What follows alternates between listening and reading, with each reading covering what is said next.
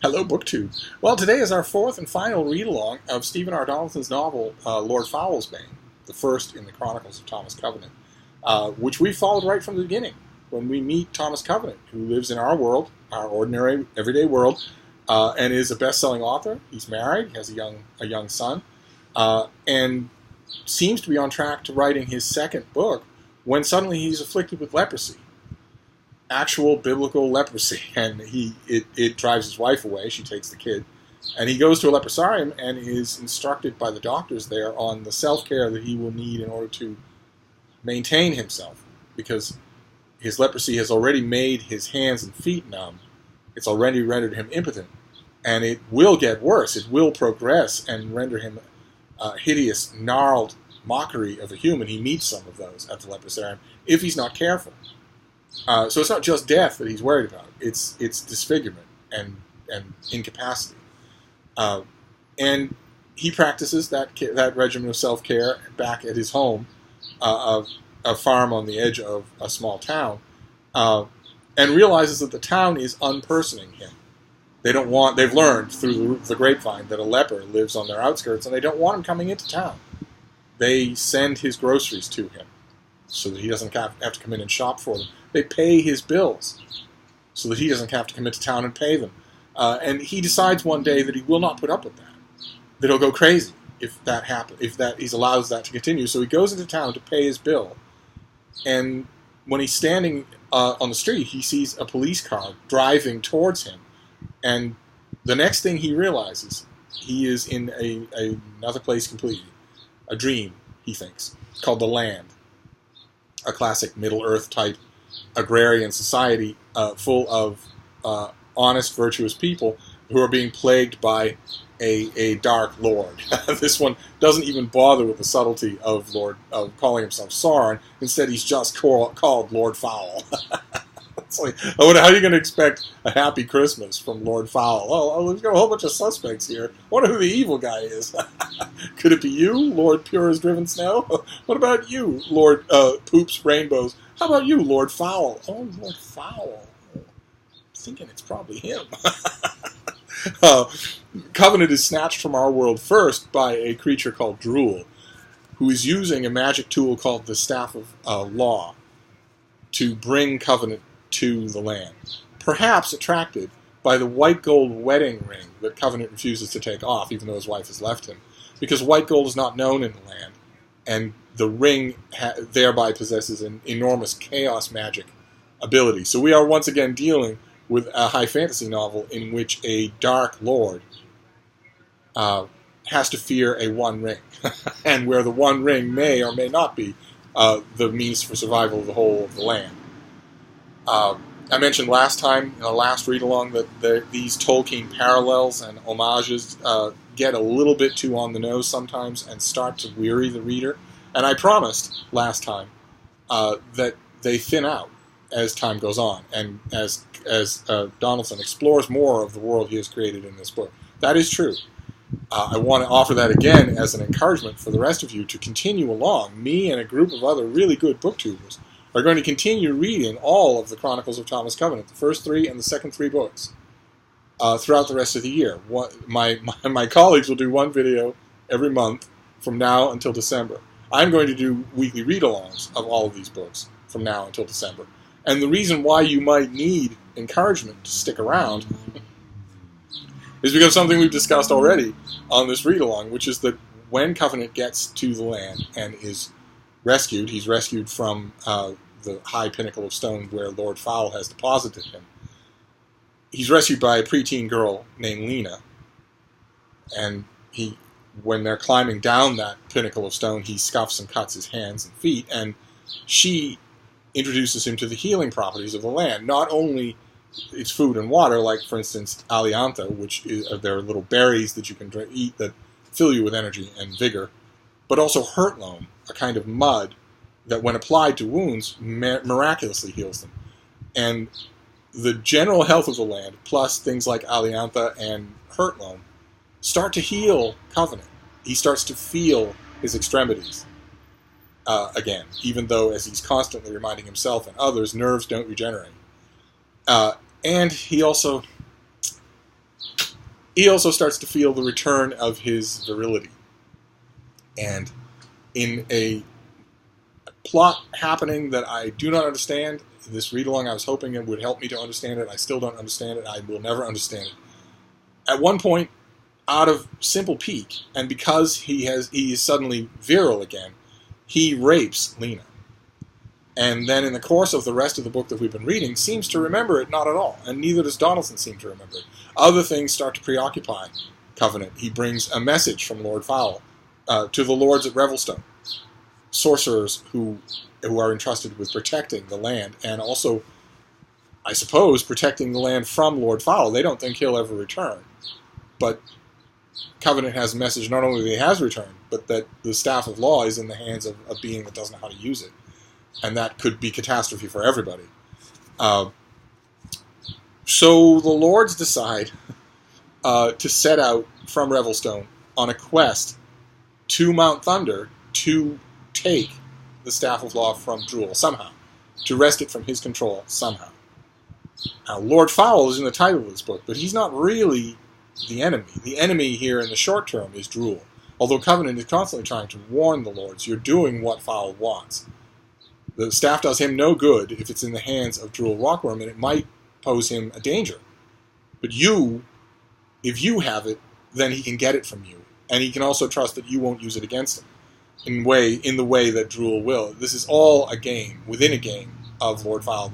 The lords, of course, can't listen. They can't leave the staff in Drool's hands. So they march out together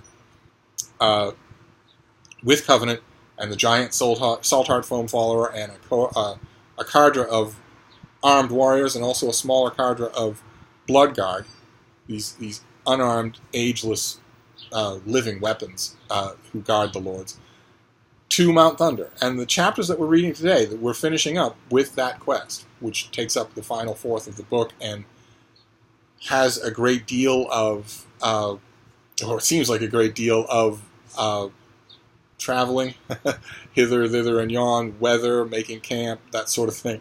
And because in part of that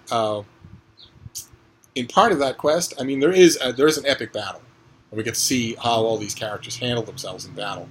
But there's a great deal of the chapters that we're reading today that are fairly static. They're fairly Dungeons and Dragons-y type. Then you do this. Then you do this. It's 5 leagues today. It's 6 leagues tomorrow. And unfortunately, that kind of static narration makes it easier to recognize one of the traits of Donaldson's writing that fans of his have sort of smiled at benignly or also mocked, and that is his purple prose. He is an extreme overwriter, just extreme. I have there's just one passage here, but it could be any passage in here where the quest is moving into Mount Thunder. Again, they went into darkness, led by the High Lord through interminable, black, labyrinthine passages in the deep rock of Mount Thunder. The air became thicker, hotter, deader. In spite of occasional ascents, their main progress was downward, toward the bottomless roots of the mountain, closer with every unseen, unmeasured league toward immense... Okay, that was an actual sonic boom. I guess by now you have realized that I live in the loudest part of the entire world. That was an actual warplane and a sonic boom. We're only minutes away from this quarter-hour siren, but I'm gonna press on. I'll go back to the beginning of the sentence that I started before a warplane flew 100 feet over my house. In spite of occasional ascents, their main progress was downward, toward the bottomless roots of the mountain, closer with every unseen, unmeasured league toward immense, buried, slumbering, grim ills, the terrible bones of the earth. On and on they walked as if they were amazed by darkness, irremediable night. They made their way in hard silence, as if their lips were stiff with resisted sobs. They could not see. It affected them like a bereavement. There's quite a bit of that. You have to get used to it. If you're going to read Stephen R. Donaldson, and I say enjoy him, because there's plenty to enjoy, maybe not in this book, but in all the other books that we're going to read this year, you have to get used to that, because it only gets worse. That, if you call it bad. I do call it bad, but it's also kind of fun. And that overwriting, that purple prose, only gets worse as the books go on. Oh my god, the second trilogy. We'll be coming to it again in the second trilogy. But eventually, our heroes get to Mount Thunder. Eventually, they reach the throne room of Drool Rockworm, not without loss. There are major characters who set out from Revelstone who don't even make it to Mount Thunder. And not all the people who go to Mount Thunder will live. And a desperate remedy is called for to escape from Mount Thunder. But they finally find Drool and the Staff of Law. And there is a contest, and it's extremely well done. The final chapters of this book, I think, redeem a lot of the longueurs of this final quarter of the book. And in the conflagration that allows our heroes to escape from Mount Thunder with the Staff of Law, and also with another mystic boon that they didn't expect to find, buried in the depths of Mount Thunder, is another key to the old mystic lore of the land. They have one key. The lords from time immemorial had one key. Now they have two. And when they do manage to make their way outside with the Staff of Law, the cataclysm that they call down on Mount Thunder in order to aid their escape kills Drool Rockworm. And when that happens, we learn something about the magic of the land, which is something that will come in handy to know in future books, which is the person who summons Covenant from the land is intricately bound to that summoning. And when they die, summoning is over. Drool dies at the end of this book, and suddenly Covenant finds himself in a hospital, back in his world. And the doctors in the hospital tell him that as far as they can tell, he was not hit by the car. He just fell, and they don't know why he lost consciousness.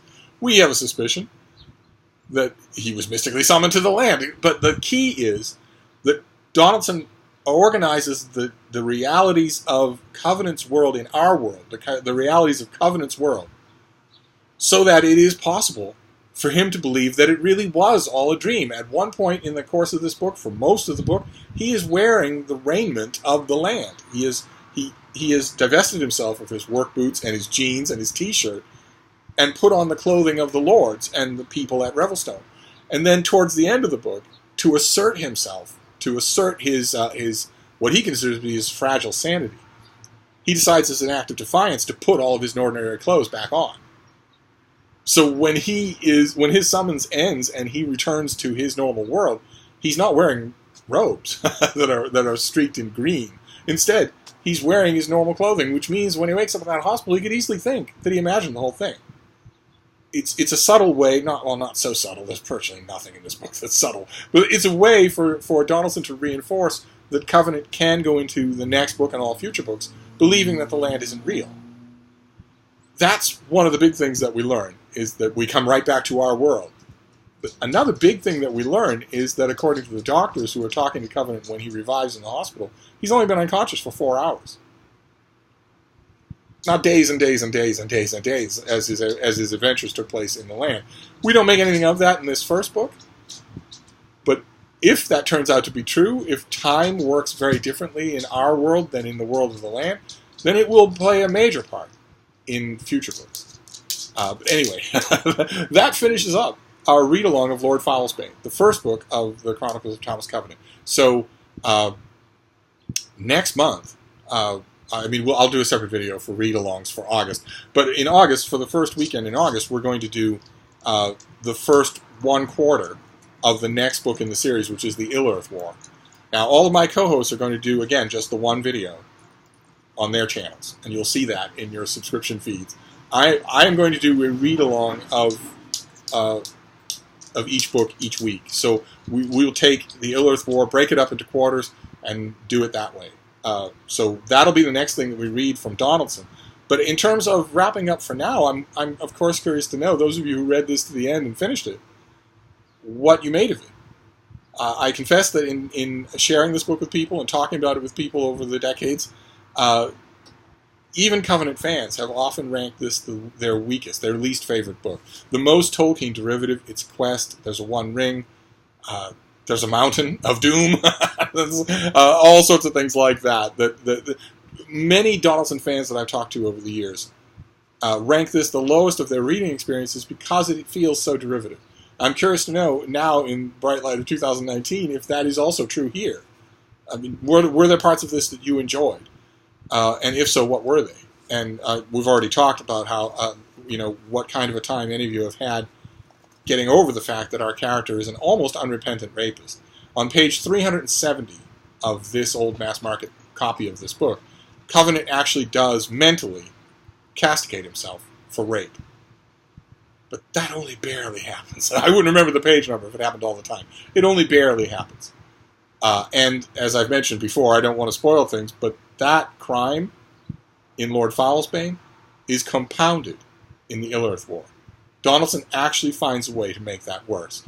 But the inducement that I want to give the rest of you to read the Illyrith War and to keep going is that the good parts of the Illyrith War, the parts that are original, the parts that have a driving forward narrative and don't at all feel derivative of anything you've ever read, are very much stronger. Very much stronger. And we will go over them together. So let me know what you thought of this book, and we will reconvene for the beginning of the Illyrith War. So maybe it has 24 chapters too. I don't remember. I don't have a copy with me here. But whatever it is, whatever the number is, just divide by 4, and we'll read that. We'll read the first quarter of the Illyrith War for next time. So I'll wrap this up for now, but I will be back. Thank you, Book 2.